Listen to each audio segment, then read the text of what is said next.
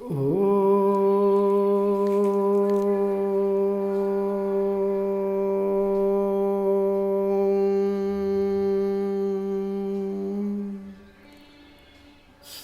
ಗುರು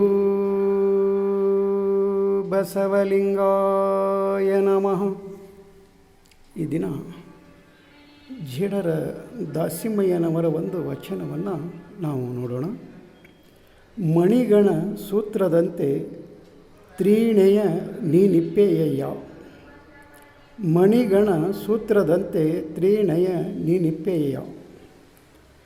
ಎಣಿಸುವಡೆ ತನು ಭಿನ್ನ ಆತ್ಮನೊಬ್ಬನೇ. ಎಣಿಸುವಡೆ ತನು ಭಿನ್ನ ಆತ್ಮನೊಬ್ಬನೇ. ಅಣುರೇಣು ಮಧ್ಯದಲ್ಲಿ ಗುಣಭರಿತ. ಅಣುರೇಣು ಮಧ್ಯದಲ್ಲಿ ಗುಣಭರಿತ ನೀನೆಂದು ಮಣಿಯುತ್ತಿಪ್ಪೆನೆಯ ರಾಮನಾಥ. ನೀನೆಂದು ಮಣಿಯುತ್ತಿಪ್ಪೆನೆಯ ರಾಮನಾಥ. ಇಲ್ಲಿ ಜೇಡರ ದಾಸಿಮಯ್ಯನವರು ಏನು ಹೇಳ್ತಾರಂದ್ರೆ, ನಾವೇನು ಸಕಲ ಜೀವರಾಶಿಗಳಲ್ಲಿ ಸೃಷ್ಟಿಕರ್ತ ಪರಮಾತ್ಮ ಇದ್ದಾನೆ, ಆತ ಏನಾಗಿದ್ದಾನೆ ಅಂದರೆ ಒಂದು ಸೂತ್ರಧಾರ ಆಗಿದ್ದಾನೆ ಅಂತ ನಾವೇನು ಹೇಳ್ತಿದ್ದೇವಲ್ಲ, ಹಾಗೆ ಎಲ್ಲರಲ್ಲಿಯೂ ಆತ ಪರಮಾತ್ಮ, ಆತನ ಒಂದು ಚಿಜ್ಯೋತಿ, ಒಂದು ಚೈತನ್ಯ ಇದೆ ಅಂತ ಹೇಳಿ, ಆತ್ಮ ಇದೆ ಅಂತ ಹೇಳಿ ನಾವೇನು ಹೇಳ್ತಾ ಇದ್ದೇವಲ್ಲ, ಅದನ್ನು ಇಲ್ಲಿ ಜೇಡರ ದಾಸಿಮಯ್ಯನವರು ಇಲ್ಲಿ ಹೇಳ್ತಾ ಇದ್ದಾರೆ. ಮಣಿಗಣ ಸೂತ್ರದಂತೆ ತ್ರೀಣಯ ನಿನಿಪ್ಪೆಯಯ್ಯ. ಇವತ್ತು ನಾವು ಯಾವುದಾದ್ರೂ ಒಂದು ಮಣಿಗಳನ್ನು ಪೋಣಿಸಬೇಕಾದ್ರೆ, ಒಂದು ರುದ್ರಾಕ್ಷಿ ಮಾಲೆ ಇರ್ಬೋದು, ಮತ್ತೊಂದು ಯಾವುದೇ ಒಂದು ಮಾಲೆಯನ್ನು ಅದನ್ನು ನಾವು ಒಂದು ಪೋಣಿಸಿ ಅದನ್ನು ಒಂದು ಮಾಲೆ ಮಾಡಬೇಕಾಗಿತ್ತು, ಒಂದು ಜಪಮಾಲೆ ಮಾಡಬೇಕಾಗಿತ್ತು, ಒಂದು ಹೂಮಾಲೆ ಮಾಡಬೇಕಾಗಿತ್ತು, ಮತ್ತು ಯಾವುದಾದ್ರೂ ಒಂದು ಮಾಲೆಗಳನ್ನು ತಯಾರಿಸಬೇಕಾಗಿತ್ತು ಅಂತ ಕೇಳಿದಾಗ, ಅಲ್ಲಿ ನಮಗೆ ಮುಖ್ಯವಾಗಿ ಏನು ಬೇಕಾಗ್ತದೆ ಅಂದರೆ ಅಲ್ಲಿ ದಾರ ಬೇಕಾಗ್ತದೆ, ಸೂತ್ರ. ಅವುಗಳನ್ನೆಲ್ಲ ಆ ಸೂತ್ರದಲ್ಲಿ ಪೋಣಿಸಿ ಅವುಗಳನ್ನು ಒಂದು ಮಾಲೆಯನ್ನು ಮಾಡ್ಬೋದು.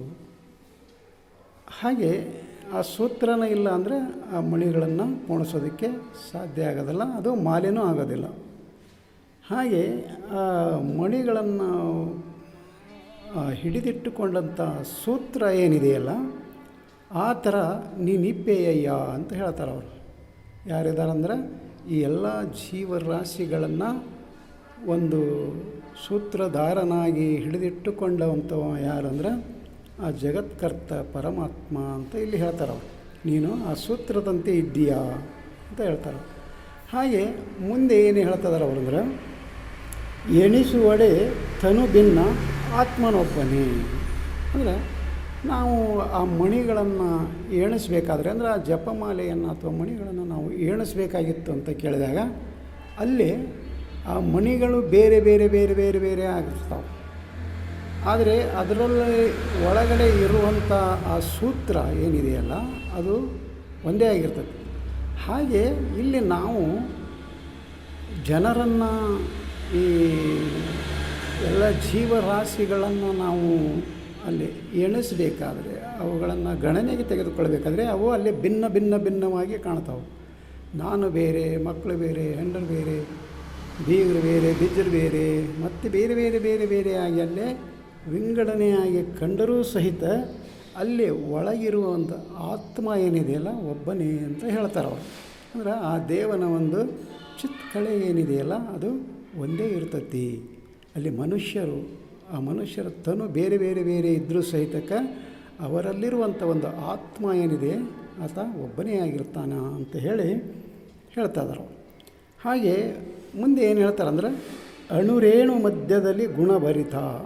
ನಾವೇನು ಅಣುರೇಣು ತೃಣಕಾಷ್ಠದಲ್ಲಿ ಇದ್ದಾನೆ, ಮುಳ್ಳಿನ ಗೊನೆಯಲ್ಲಿದ್ದಾನೆ, ಪತ್ರೆಯಲ್ಲಿದ್ದಾನೆ, ಪುಷ್ಪದಲ್ಲಿದ್ದಾನೆ, ಎಲ್ಲ ಗಿಡ ಮರಗಳಲ್ಲಿದ್ದಾನೆ ಅಂತ ಹೇಳಿ ನಾವೇನು ಆ ದೇವನನ್ನು ಒಂದು ವರ್ಣನೆ ಮಾಡ್ತಾ ಇದ್ದೇವಲ್ಲ, ಹಾಗೆ ಅಣುರೇಣು ಮಧ್ಯದಲ್ಲಿ ಆತ ಏನಾಗಿದ್ದಾನೆ ಅಂದರೆ ಗುಣಭರಿತನಾಗಿದ್ದಾನೆ, ಆ ಸೃಷ್ಟಿಕರ್ತ ಪರಮಾತ್ಮ ಅಂತ ಹೇಳ್ತಾರೆ. ಅದಕ್ಕೋಸ್ಕರ ನಾನು ಏನು ಮಾಡ್ತೀನಿ ಅಂದರೆ, ನೀನೆಂದು ಮಣಿಯುತ್ತಿಪ್ಪೆನೆಯ ರಾಮನಾಥ. ಅಂದರೆ ಎಲ್ಲ ಕಡೆ ನೀನು ಓತಪ್ರೋತವಾಗಿ ತುಂಬಿಕೊಂಡಿದ್ದೀಯಾ, ಅದಕ್ಕೋಸ್ಕರ ನಿನ್ನ ಅಂಶ ಈ ಜಗತ್ತಿನಲ್ಲಿ ಇದೆ, ಅದಕ್ಕೋಸ್ಕರ ನಾನು ಮಣಿತೀನಿ ಅಂದರೆ ಶರಣಂತೀನಿ, ನಾನು ತಲೆಬಾಗ್ತೀನಿ, ನಾನು ಒಂದು ಕೃತಜ್ಞತೆಯನ್ನು ಸಲ್ಲಿಸ್ತೀನಿ.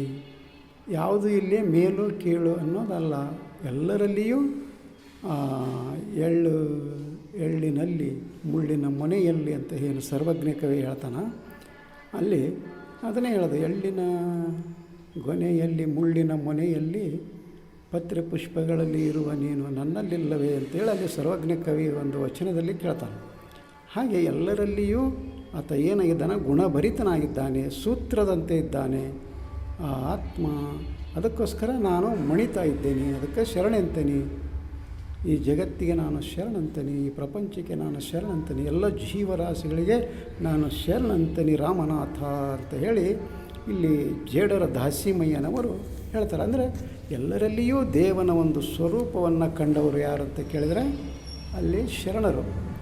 ಅಲ್ಲಿ ಜೀವಿಗಳಲ್ಲಿ ದೇವನನ್ನು ಕಂಡವರು ಯಾರು ಅಂದರೆ ಶರಣರು. ಗುಡಿಗಳಲ್ಲಿ ದೇವನನ್ನು ಕಾಣೋರು ಅವರು ಬೇರೆ ಜನ, ಮತ್ತು ತೀರ್ಥಕ್ಷೇತ್ರದಲ್ಲಿ ದೇವನ ಕಾಣೋರು ಅವರು ಬೇರೆ. ಆದರೆ ಜೀವಿಗಳಲ್ಲಿ ದೇವನನ್ನು ಕಂಡವರು, ಆ ಜೀವಾತ್ಮವನ್ನು ಕಂಡವರು ಯಾರು ಅಂತ ಕೇಳಿದರೆ ಅದು ನಮ್ಮ ಶರಣರು. ಹಾಗಾದರೆ ನಾವು ಸಹಿತ ಎಲ್ಲರನ್ನು ನಾವು ವಂದಿಸಬೇಕು, ಮನ್ನಿಸಬೇಕು, ಗೌರವಿಸಬೇಕು ಅನ್ನುವಂಥ ಜ್ಞಾನ ನಮಗೆ ಬರಬೇಕಾಗಿತ್ತಂತ ಕೇಳಿದಾಗ ಅಲ್ಲಿ ನನ್ನಲ್ಲಿಯೂ ದೇವರಿದ್ದಾನೆ, ನಿನ್ನಲ್ಲಿಯೂ ಇದ್ದಾನೆ ಅನ್ನುವಂಥ ಒಂದು ಭಾವನೆ ನಮಗೆ ಬರಬೇಕಾಗಿತ್ತು. ಅಂದರೆ ನಾವು ಏನು ಮಾಡಬೇಕು, ವಚನಗಳನ್ನು ಓದಬೇಕಾಗ್ತದೆ. ವಚನಗಳನ್ನು ಓದಿದಾಗ ಆವಾಗ ಮಾತ್ರ ಅಂತಹ ಒಂದು ಜ್ಞಾನ ನಮಗೆ ಎಲ್ಲನಲ್ಲಿಯೂ ದೇವನಿದ್ದಾನೆ ಅನ್ನುವಂಥ ಒಂದು ಭಾವನೆ ನಮಗೆ ಬರ್ತದೆ. ಅದಕ್ಕೋಸ್ಕರ ವಚನಗಳನ್ನು ಓದೋಣ, ವಚನವನ್ನು ಪಚನ ಮಾಡಿಕೊಳ್ಳೋಣ ಅಂತ ಹೇಳುತ್ತಾ ಈ ವಚನಕ್ಕೆ ವಿರಾಮ ಕೊಡ್ತಾ ಇದ್ದೇನೆ. ಶರಣು ಶರಣಾರ್ಥ.